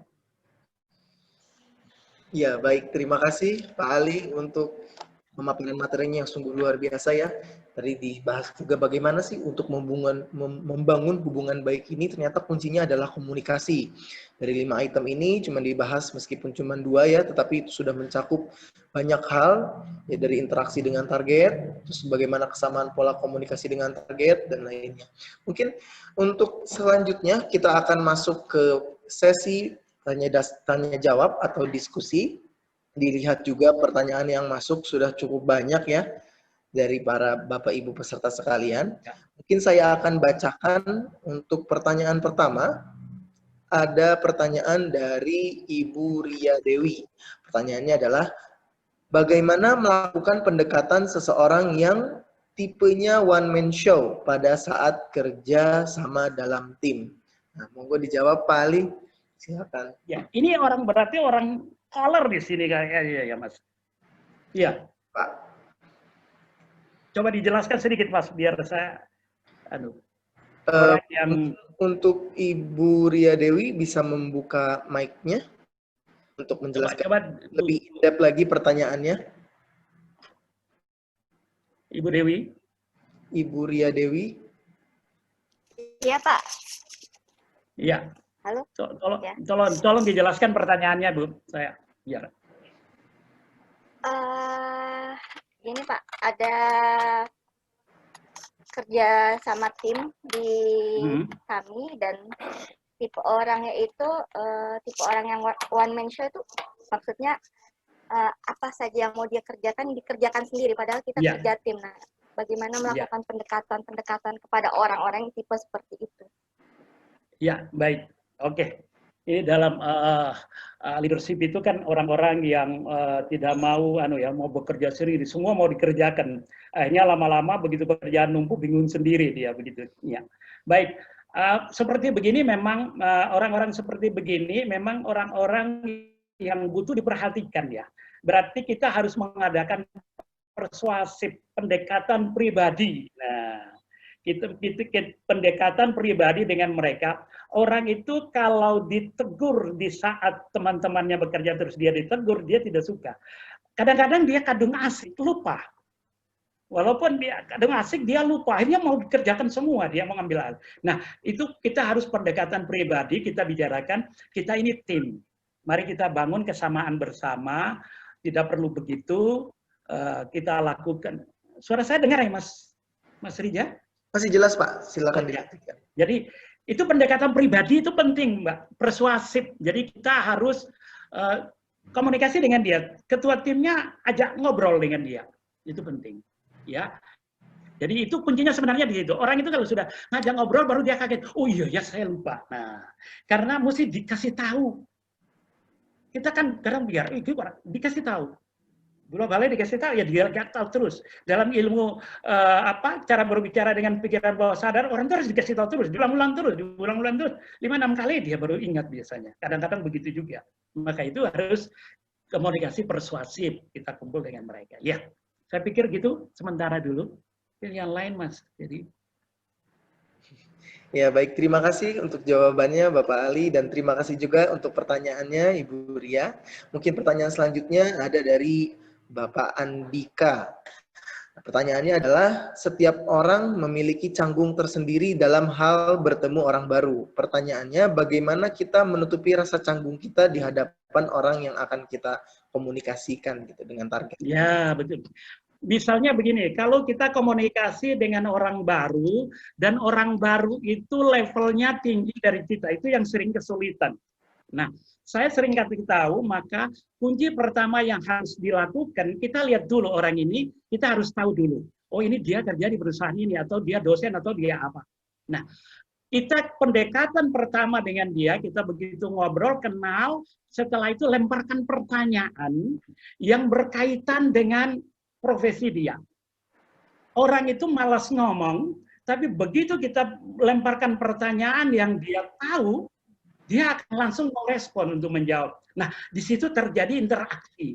Baru kita mulai nanya yang lain-lain, baru dia mulai ngobrol dengan kita. Jadi orang yang baru canggung dengan kita canggung dengan mereka, ya itu yang pertama kali kita lakukan. Ya. Kita lemparkan pertanyaan supaya dia menjawab, terjadilah komunikasi di situ. Ya. Baik. Ya, baik. Terima kasih untuk jawabannya. Terima kasih juga untuk pertanyaannya kepada Bapak Andika. Pertanyaan selanjutnya dari Febri Dia Ayu. Saya ingin bertanya, bagaimana cara kita memulai interaksi dengan orang yang sangat pendiam dan kita sudah tahu bahwa kalau dia adalah orang yang sangat tertutup. Monggo dijawab, Pak. Ya, memang sering terjadi itu orang melankolis. Nah, makanya kalau saya tadi katakan, kalau kita gaya komunikasi dengan orang melankolis, itu yang pertama kali kita harus tampilkan bicara ada berkaitan dengan fakta. Nah, saya kembali lagi, orang-orang seperti begini berarti kita harus persuasif dulu. Karena orang-orang melankolis itu rata-rata melihat temannya itu selalu curiga. Ini jangan-jangan ada apa, jangan-jangan apa. Makanya komunikasi yang pertama itu dibangun dengan kita kenalan dulu. Mbak siapa Mbak? Oh ini namanya disebut. Terus kita, oh Mbak Nina kuliah di mana? Saya di Malanggoja Juara. Oh teman saya juga ada di sana. Nah kita nyambung baru ngomong. Jadi kita tidak bisa langsung terus bicara hal-hal yang pribadi, terlalu pribadi, hal yang sifatnya umum dulu. Jangan kita ketemu sudah menikah belum? Oh jangan, orang nggak suka. Terus makanya kita juga tongkrongan dengan orang-orang seperti begitu, kita lihat juga situasinya. Kalau mereka gaya bicaranya lu, kita juga bicaranya lu. Jangan gaya bicaranya lu, kita bicaranya kamu mungkin. Itu juga nggak bisa. Jadi memulai suatu obrolan dengan seseorang itu yang perlu diperhatikan hal seperti observasi dulu orang tersebut dan lain sebagainya. Nah itu penting. Makanya kita tidak boleh langsung terus cerita panjang lebar saya begini-begini. Jangan dulu. Kita tanya dia dulu, baru kita oh teman saya kemarin juga di situ. Nah, supaya nyambung dulu. Kalau itu sudah terjadi, baru komunikasi akan jalan dengan efektif. Ya. Jadi saya pikir itu dulu. Ya. Mungkin untuk mencuri perhatian orang yang melankolis ini ada sedikit lebih, usahanya agak lebih ya Pak ya? Iya, karena mereka tertutup sekali dan selalu curiga dengan siapapun yang muncul di depannya. Itu mesti curiga pertama dia. Makanya supaya orang tidak curiga dengan kita, harus persuasif. Kita kenalan dulu. Kenalannya makanya gitu, dengan bahasa. Makanya kalau bisa itu kita ada tahu temannya, tanya temannya dulu. Observasi dulu temannya. Oh, namanya sini. Mbak Rina ya? Ya. Loh, kok tahu nama saya? Enggak, tadi kan temannya manggil. Mbaknya kuliah di mana? Baru kita mulai. Makanya kalau usahakan, kalau kita kesulitan dengan seseorang, mau kenalan tapi sulit, usahakan tahu cari namanya. Begitu orang dipanggil namanya kaget. Begitu saya lihat, misalnya kita lewat di jalan terus, Pak Ali, loh, siapa ya? Oh ya, saya temannya Pak Anu kan kenal Bapak, nah kan begitu, harus begitu dulu. Jadi harus ada alat untuk nyambung ke situ dulu. Tidak ujung-ujung terus kita ini. Nah itu penting. Jadi nama orang itu begitu disebut, orang akan respon kepada kita. Ini siapa ya? Terus kita, makanya tadi saya bilang, senyum itu penting. Orang nggak kenal kita kok senyum, kayaknya pernah tahu di mana ya? Nah, saya kayak pernah tahu Bapak di mana ya? Pak, siapa Bapak? Oh ya, kan begitu, harus begitu dulu. Ya, kalau kita tahu nama lebih baik lagi, itu penting. Jadi harus modelnya ya tidak langsung ditabrak-tabrak aja. Kalau orang toleris, wah, aduh Pak Ali, dari mana tadi, kemana? Wah, itu bisa aja orang. Tapi kalau orang melankolis begitu, opong aja orang. Kan mesti begitu. Ya, saya pikir itu. Ya, baik. Terima kasih, Pak. Mungkin untuk pertanyaan selanjutnya ada dari Ibu Septia Viva Pratiwi. Pertanyaannya adalah bagaimana cara menghadapi ketika ada seseorang yang menunjukkan gaya tubuhnya tidak baik atau tidak berkenan kepada kita agar kita tidak mudah terpancing dengan perilaku orang tersebut. Seperti itu pertanyaan. Ya. Nah, kalau terjadi seperti begitu, lakukan tingkat ketenangan tubuh yang penting. Kitanya yang tenang. Saya ingin cerita lagi, saya ketika menangani pasar yang saya bilang pasar Lontamanwan itu, pas ada yang datang, marah-marah, dan orangnya keras, gebrak-gebrak meja. Apa yang saya lakukan? Saya tidak emosi, saya tenang aja. Saya diam aja. Terus Pak, bagaimana lagi Bapak? Ada yang bisa saya bantu? Iya, saya sudah teriak-teriak sambil tangannya, orangnya pensiunan marinir. Tangannya di pinggang sambil berdiri. Saya tenang aja, diam. Setelah itu sudah, Bapak sudah selesai Pak ya. Pak, duduk sebentar, kita bicara dengan enak, supaya semua bisa terselesaikan dengan baik. Baru sadar dia, baru duduk. Nah, sering terjadi memang begitu. Nah, itu penting sekali. Makanya kalau ada orang seperti begitu, lakukan sikap yang tenang, dan itu akan pengaruh. Dia akan terbawa oleh sikap itu. Itu namanya cara kita mengiring sinyal ketenangan di pikiran orang lain itu sebenarnya. Itu, kalau kita belajar ilmu-ilmu NLP mendalam itu sebenarnya itu. Jadi sikap kita tata dengan baik, tenang aja. Suara pun jangan kita keluarkan dengan keras atau bicara dengan pelan. Lama-lama dia sadar, malu juga dia gitu. Nah, itu penting sikap itu. Nanti kalau sudah tidak bisa lagi, Pak, kita biar komunikasi kita bagus, Pak, tangannya diturunkan sebentar, biar saya lebih enak bicara dengan Bapak, baru kaget ya. Nah, itu kalau sudah tidak mau, baru kita bicara begitu. Jadi kita juga perlu sekali-sekali negur, tapi dengan bahasa yang persuasif. Jadi begitu dia bicara sampai tangannya ini, biarin aja dia. Sampai ngomong selesai semua sudah. Tidak bisa-bisa lagi, Pak, tolong Pak, tangannya. Nah, itu seperti gitu. Jadi saya pikir itu. Pendekatan persuasif, komunikasi itu kalau kita sudah gunakan, enak. Orang keras apapun, dia pasti jatuh di depan kita. Ya. Saya bicara bukan, mohon maaf, kemarin saya di Pasar Lontar itu saya ditunjuk debt collector. Itu bukan profesi dosen. Tapi saya bisa lakukan dengan baik karena saya menggunakan pendekatan komunikasi. Orang pada gebrak-gebrak meja. Karena rukonya dibeli dipakai 2 orang, 1 ruko. Apa enggak marah-marah? Ya tenang aja kita. Tapi semua terselesaikan dengan baik dan tidak ada masalah. Baik. Saya pikir itu. Ya, terima kasih Pak. Untuk pertanyaan selanjutnya, ada pertanyaan dari Pak Dodi Pramadi. Nah, izin bertanya Pak Ali, bagaimana bila orang yang menjadi target gaya sosialnya berbeda dengan kita, dan bila gaya sosialnya sangat signifikan perbedaannya, apakah dengan mirroring akan efektif dilakukan? Silakan Pak dijawab. Ya, ya, baik, gaya sosial itu memang pengaruh juga berbeda ya dengan ini. Oke, saya pikir bisa aja, semua itu bisa kita lakukan, artinya mirroring kita lakukan itu untuk menyesuaikan gerak tubuh kita, tapi gaya komunikasi juga diperhatikan, pola komunikasi kita dengan mereka juga perlu kita perhatikan. Kalau mereka seperti begitu, ya kita selalu, sekali lagi, ya persuasive communication itu penting. Begini Pak, ada orang yang kadang-kadang keras dan sulit dikendalikan dan lain sebagainya. Ada satu ilmu kalau bisa sekali-sekali kita menggunakan metode kinestetik, pegang tubuh mereka, salaman ya Pak. Saya sering katakan Pak, menyalami orang kalau orang lagi marah-marah dengan keras, kita selami dia tapi dengan hati yang bersih dan ikhlas. Perhatikan Pak, 1-2 menit dia akan diem. Saya lakukan Pak, orang ngamuk-ngamuk kita pegang tangannya dengan hati yang bersih dan kita tidak ada dendam apa dengan dia akan diem. Dia akan ini. Makanya orang itu dengan kita apapun, kalau kita menaklukkan cuma dengan cara-cara begitu komunikasi. Makanya sering pesan orang tua. Halo? Iya Pak, masih terdengar Pak, silakan. Pesan-pesan orang tua-tua kita itu dulu, kalau Anda keluar rumah membawa pisau, pasti ketemu musuhnya membawa pisau. Tapi kalau Anda keluar rumah dengan tangan kosong, insya Allah Anda tidak akan menemukan apa-apa, dan dengan hati yang bersih, udahlah, yang penting ikhtiar aja. Itu penting sekali ya. Saya pikir itu.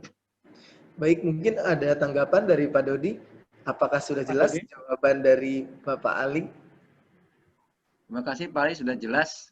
Terima kasih. Mungkin kita langsung ke pertanyaan selanjutnya dari Bapak Selamat Harun. Pertanyaannya adalah, bagaimana cara berkomunikasi dengan target yang memiliki sikap sedikit tinggi hati atau agak sombong? Ya, baik. Saya kasih tahu lagi Pak, satu lagi. Saya pas pengalaman kalau ada orang sombong itu memang ya seperti itu, selalu sombong. Makanya sekali lagi, kalau orang itu sombong, kita harus tenang. Tingkat ketenangan beri. Saya cerita aja pengalaman Pak ya. Pengalaman, saya waktu nangani di pasar itu, sudah 2 bulan terakhir, ada seseorang yang kebetulan dia pegawai negeri, ngambil rukonya di situ juga, dan marah-marah, gebrak meja, dan dia teriak-teriak. Karena saya sudah terakhir, saya banyak pengalaman sudah.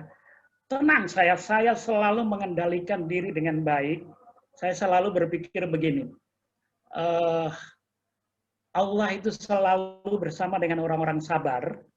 Kalau orang itu sabar, energinya pasti tinggi, punya kekuatan tersendiri.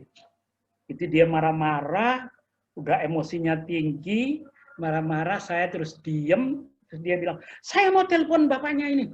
Saya telepon pemiliknya ini, biar ini. Ya enggak apa-apa Pak, silakan Bapak telepon. Terus dia bilang, saya minta nomor teleponnya. Saya kasih telepon Pak, ini saya bicara apa adanya ya, saya tidak gurau. Saya kasih nomor teleponnya dengan kata-kata yang pelan sekali. Terus saya bilang, Pak ini nomor teleponnya, Bapak silakan telepon. Pak Nontong, saya bilang, Pak tolong kalau Bapak telepon Pak Tris, namanya Pak Tris di Malang, tolong sampaikan saya kepada Pak Tris, kalau Pak Tris berani memberikan kewenangan kepada Bapak, tanpa melalui saya pulang, saya bunuh Pak Tris. Kalau saya bilang begitu, Pak Tris bilang, Pak Ali ancam bunuh. Oh enggak, kan kita teman kan sudah ini. Tapi saya kalau bilang bunuh dia kan lain beda tuh. Saya bilang begitu, bapaknya gemetar, tapi saya tahan betul suara saya biar tidak gemetar. Dia telepon, dia keluar, dia pergi telepon, itu namanya authority. Dalam komunikasi itu ada sekali-sekali ada kata-kata otoriter Pak ya. Nanti saya cerita lagi. Begitu saya bilang begitu, dia datang, telepon, dia bilang, Pak, katanya Pak Tris ada kewenangannya di Bapak. Nah, kan begitu Pak. Mari kita bicara yang baik Pak. Nggak perlu terlalu inilah Pak. Maunya Bapak bagaimana? Saya bisanya tapi besok Pak saya lunasi karena saya hari ini dan nggak apa-apa Pak. Besok nanti anak buah saya datang. Besok saya nggak datang, saya suruh anak buah saya aja. Karena saya juga takut nanti terjadi konflik lagi ini. Nah, akhirnya orangnya diam. Itu namanya kata-kata otoriter. Jadi kalau kita menghadapi orang-orang yang terlalu ini sekali-sekali dibuat begitu Pak. Tapi kita harus memperhatikan konsekuensi yang kita lakukan. Dampaknya kemana kanan kiri itu kita harus perhatikan. Saya tadi bilang nanti salam buat Pak Tris, kalau Pak Tris masih mau memberikan kewenangan kepada Bapak, Pak Tris saya pulang saya bunuh. Kan saya bilang Pak Tris, nanti Pak Tris bilang, oh enggak, itu kan strategi kita. Kan saya bukan bilang bunuh dia kan, kalau bilang bunuh dia saya diancam juga kan, dipidana juga kan misalnya. Nah, itu namanya kata-kata otoriter. Saya ingat betul ketika suatu saat di Madinah itu ada seorang seorang wanita pengusaha di Madinah itu mencuri, terus hukumnya kan harus dipotong tangannya. Terus para sahabat, ada seorang sahabat yang dekat dengan Nabi disuruh lobi Nabi, kalau bisa karena dia orang pengusaha, seorang wanita dan pengusaha di Madinah, supaya lobi Nabi biar dia tidak dihukum. Terus apa keluar hadis Nabi bahwa jika Fatimah anakku sendiri yang mencuri, tangannya akan saya potong. Itu artinya apa? Jangankan dia pengusaha itu, Fatimah anak Nabi yang kelasnya tinggi aja dipotong tangannya, sehingga langsung orang tidak jadi lobi Nabi untuk batalkan itu. Itu artinya kita sekali-sekali menggunakan kata-kata otoriter, tapi ada diperhatikan dampaknya kemana, tidak sampai ini. Saya pikir itu Pak, mungkin ya. Terima kasih. Ya, terima kasih Pak untuk jawabannya. Mungkin untuk kita masuk pertanyaan terakhir dari Ibu Ratna Dewi, bagaimana Pak komunikasi dengan orang yang berwajah dua dan merasa keberhasilan orang dianggap keberhasilannya? Ya, silakan Pak. Ya, begini Pak, kalau kita kalau kita berkomunikasi dengan pimpinannya, kalau kita mengkomunikasi dengan pimpinan dimanapun, di mana perusahaan, seperti saya katakan, jangan sekali-kali bahwa menunjukkan itu keberhasilan kita. Kita selalu menunjukkan bahwa itu keberhasilan mereka, dan mereka akan menggunakan. Kalau kita menunjukkan keberhasilan kita, tidak akan bisa. Nah, tapi kalau bagaimana kita berkomunikasi dengan orang yang, ini pertanyaannya memang agak sulit juga ini ya, berwajah dua, merasa keberhasilan orang dianggap keberhasilannya. Ya, tidak apa-apa aja saya pikir. Biarin aja, nanti satu saat, kalau sudah begitu, kita dekatin orang tersebut. Kita ngomong ke orangnya. Lakukan itu dengan baik, kita datang ke orangnya dan kita beritahukan. Pak, saya punya pengalaman lagi satu ya, saya cerita lagi ini, saya pengalaman. Ya, silakan. Suatu saat ada seseorang memiliki punya aktivitas, dan saya punya peranan di orang itu, saya tidak perlu cerita di Malang, dan dia berhasil. Orang itu orang penting juga, dan dia berhasil. Mohon maaf, saat itu saya harus dikasih fee, tapi dia tidak memberikan fee ke saya. Terus saya akhirnya saya datang ke tempat orang itu. Saya datang ke tempat orang dan saya ingin memberitahukan. Saya datang dan saya tidak, karena saya tadi bilang, kita datang, kalau komunikasi, kita datang ke orang, usahakan tidak membawa apapun yang berkaitan dengan senjata. Saya datang, tidak bawa apa-apa, saya ajak teman untuk mendampingi saya aja. Saya datang, begitu masuk, kaget ya kalau saya datang. Dan dikoordinasi semua satpam untuk nunggu di depan pintu. Dan saya di dalam ruangannya, dia tidak mau ketemu, suruh nunggu. Saya nunggu 2 jam, Pak. Sampai AC-nya dimatikan. Terus saya bilang sama sekretarisnya, bagaimana Bapak? Oh, Bapak masih sibuk. Saya ngomong itu dan dia di ruangannya dengar, tolong beritahukan Bapak, saya datang ke sini tidak bawa apa-apa. Saya cuma bawa blok note ini, buku aja, buku catatan kok. Tidak apa-apa, saya tidak ada apa-apanya. Jadi saya gini, Akhirnya sudah 2 jam dikasih tahu sekretarisnya tolong beri Pak Ali 1 minggu lagi ketemu bapaknya. Saya ketemu lagi. Ya. Makanya kuncinya orang seperti begitu, ya kita ngomong apa adanya dengan mereka, tapi kita datang dengan hati yang bersih. Saya datang ketemu bapaknya.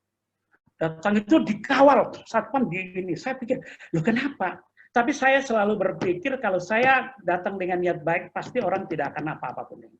Akhirnya saya ketemu dia, terus dia ngomong, oke deh, nanti minggu depan ketemu saya di rumah. Nah minggu depannya saya ketemu di rumahnya, baru dia ngasih dan selesaikan dia. Ya sudah, nah, saya datang dengan hati yang bersih dan itu benar terjadi fakta, bukan saya cerita bohong. Karena ya itulah, makanya kuncinya kalau memang sudah tidak nolak, ya kita kasih tahu orang seperti begitu, dikasih tahu.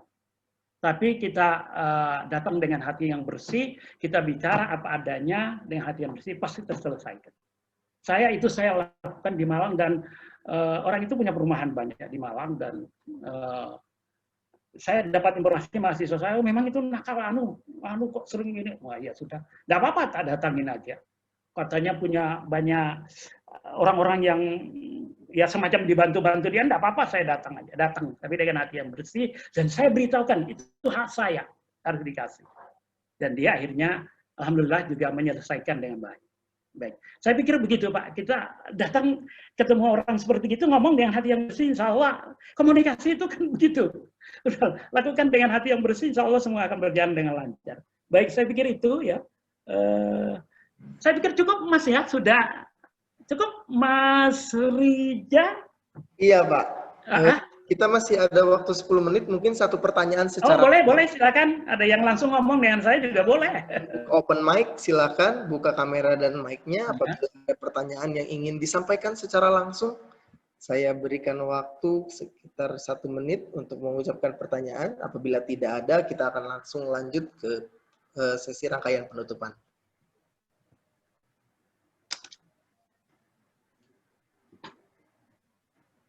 Ya.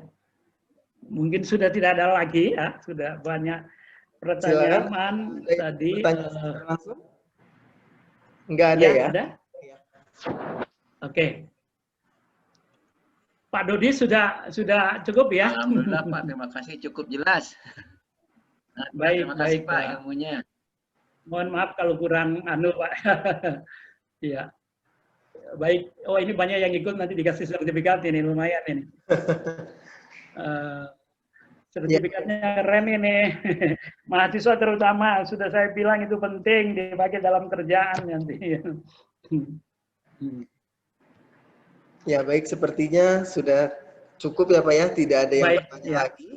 Terima kasih saya ucapkan sekali lagi kepada Bapak Ali Lating untuk paparan materi yang sungguh luar biasa. Tadi sudah disampaikan banyak hal ya, terutama dalam sesi diskusi ini banyak sekali pertanyaan-pertanyaan yang menjurus ke arah bagaimana kita menghadapi orang seperti ini, bagaimana kita menghadapi orang seperti ini, seperti itu gitu ya, beda-beda contoh kasusnya. Tetapi yang bisa saya ambil garis besarnya adalah bagaimana kita dapat memperhatikan orang yang kita akan ajak komunikasi dan tindakan-tindakan tepat yang bisa kita ambil, dan kunci utamanya adalah hati yang bersih, begitu ya Pak ya, dengan niat yang baik, good intention, jadi komunikasi yang kita jalankan akan berjalan dengan baik. Mungkin itu garis besar yang bisa saya simpulkan pada sesi diskusi kali ini. Untuk selanjutnya saya akan serahkan kembali kepada MC Mbak Emilia. Terima kasih.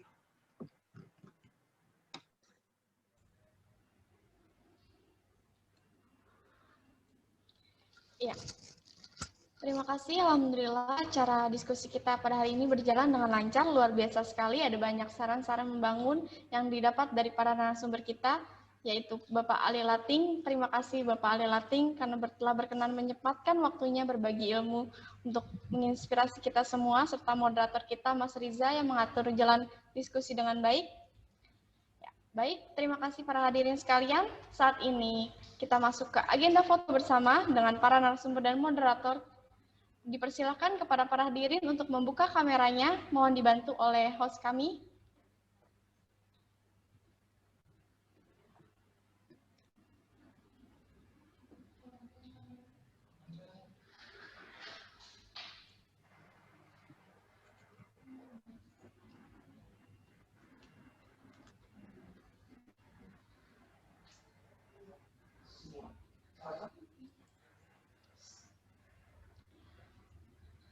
Ya, untuk sesi foto bersama secara virtual kami akan bagi menjadi 3 bagian. Dimohon untuk para hadirin untuk dapat menyesuaikan.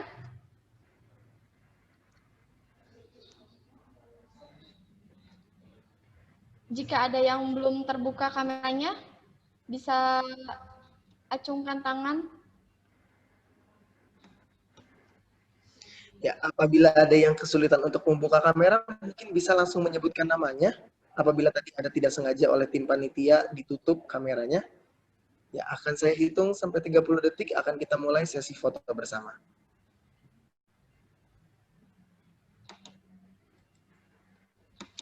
Sudah yang mungkin bisa dimulai, Mbak Emilia? Ya. Untuk pose pertama, kita menggunakan salam kompeten. Yang biasa di GNIK adalah seperti ini ya, posenya adalah salam kompeten. Jadi mungkin untuk teman-teman mahasiswa yang baru bergabung, kita biasanya seperti ini adalah salam kompeten. Nanti saya hitung sampai 3, kita teriakan sama-sama salam kompeten ya. Ya. 1, 2, 3. Salam kompeten.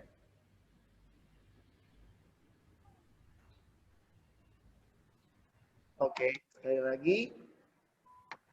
Karena terbagi menjadi 3 bagian, mungkin bisa dihitung Mbak Emilia.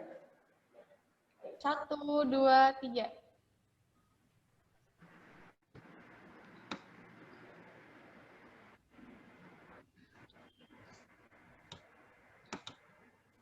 Sekali lagi, terakhir. 1, 2, 3, salam kompeten. Oke, terima kasih kepada Bapak Ibu semua. Saya kembalikan ke Mbak Emilia selaku MC. Ya. Baik, untuk bagian terakhir pose menggunakan baik, luar biasa sekali partisipasi hadirin sekalian. Terima kasih. Baik, para hadirin sekalian berbahagia. Acara selanjutnya adalah penyerahan sertifikat digital kepada moderator dan narasumber kita yang akan diberikan oleh Direktur GNIK Area Bogor, Bapak Kusaheri. Kepada beliau kami persilahkan. Baik, terima kasih. Terima kasih. Ini adalah materi yang luar biasa ya. Ini perpaduan ilmu psikologi, ya, pengalaman, ilmu komunikasi dirangkum jadi satu, luar biasa ini. Ini kalau kuliah ada berapa semester Pak Dilating? ya mudah-mudahan mudah-mudahan ilmu yang disampaikan Bapak ini bermanfaat ya untuk para hadirin, para peserta webinar hari ini, menjadikan amal jariah. Jadi yang memberikan materi mendapatkan amal jariah, dan juga untuk yang mengikuti webinar hari ini mendapatkan ilmu mencari ilmu ya. Jadi mendapat pahala dari ilmu. Bapak Ibu sekalian, jadi pada hari ini kita sebelum saya menyerahkan ini ya sertifikat, perlu saya sampaikan juga untuk hari Jumat ya. Hari Jumat itu masih ada materi lagi. Jadi ilmu komunikasi ini kalau dibahas ternyata nggak ada habisnya ya. Nggak ada habisnya. Jadi nanti hari Jumat itu nanti ada ini materi tentang effective communication based on behavior. Jadi disampaikan oleh Dr. Banowati Talim, dia adalah dosen dari Parahyangan. Oke, juga area direktur Bandung. Ya, ini silakan nanti teman-teman semuanya, adik-adik dan Bapak Ibu sekalian untuk mengikuti webinar nanti pada hari Jumat juga ya. Dan Selasa masih ada lagi, kemudian Selasa berikutnya ada lagi. Ya, kepada narasumber kita hari ini kita berikan aplaus ya. Kita terima kasih kepada beliau Pak Ali Lating. Ya. Nah, kami dari panitia Pak Ali Lating bisa memberikan selembar kertas berupa tanda penghargaan ya Pak, penghargaan tinggi dari kami GNIK Kabupaten Bogor berupa sertifikat, mohon diterima. Baik, terima kasih, saya terima Pak. Baik, terima kasih Pak Lilating. Berikutnya untuk sertifikat untuk Mas Riza Alfarisi selaku moderator hari ini yang luar biasa juga mengantarkan jalannya webinar dengan baik ya. Terima kasih Pak untuk kesempatannya dan sertifikatnya. Terima Pak. Ya. Baik. Alhamdulillah, dengan demikian berakhir sudah acara kita. Dan sekali lagi kami ucapkan terima kasih pada narasumber dan juga moderator, serta para peserta webinar. Karena tanpa ada peserta ini juga tidak terselenggara juga ya. Ada narasumber, ada moderator, nggak ada pesertanya juga nggak ada manfaatnya. Jadi alhamdulillah hari ini berkah sekali. Sampai ketemu nanti hari Jumat. Kita akhiri. Assalamualaikum warahmatullahi wabarakatuh. Waalaikumsalam warahmatullahi wabarakatuh. Terima kasih kepada Bapak Kusaheri atas penyerahan sertifikatnya. Mari kita berikan aplaus untuk moderator serta para narasumber kita yang luar biasa pada hari ini. Para hadirin sekalian, akhirnya kita sudah sampai pada penghujung acara virtual seminar and sharing session. Terima kasih kepada seluruh pihak yang telah mendukung terselenggaranya acara pada hari ini. Dimulai dari narasumber, moderator, tim panitia, serta para hadirin sekalian. Semoga acara kali ini dapat memberikan manfaat, inspirasi dalam rangka meningkatkan kompetensi SDM di Indonesia. Sebelum acara ini kami tutup, bantu kami untuk melakukan perbaikan dan evaluasi slide evaluasi virtual seminar dan diketahui acara terbaru di GNIKA Area Bogor lewat Instagram di @gnika.bogor. Saya Emilia mohon undur diri dari hadapan para hadirin sekalian. Terima kasih. Wassalamualaikum warahmatullahi wabarakatuh. Salam kompeten. Waalaikumsalam warahmatullahi wabarakatuh. Terima kasih, Mbak. Terima kasih.